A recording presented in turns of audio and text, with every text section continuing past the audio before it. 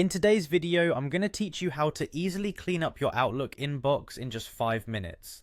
Managing your email can sometimes feel like an overwhelming task, especially when you have hundreds or even thousands of messages vying for your attention. But don't worry, by following these simple steps, you can streamline your Outlook inbox and regain control with minimal effort.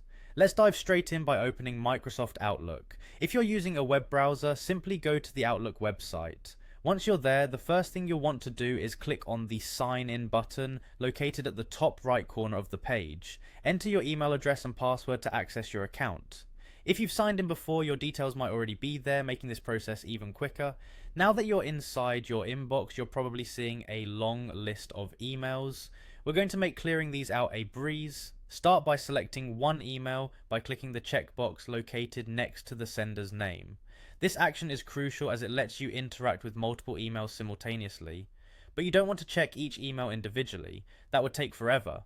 So instead, look for the checkbox at the very top of your email list. Clicking it will select all emails visible on the page at once. This way, you're prepared to perform a mass action, helping you clear the clutter efficiently.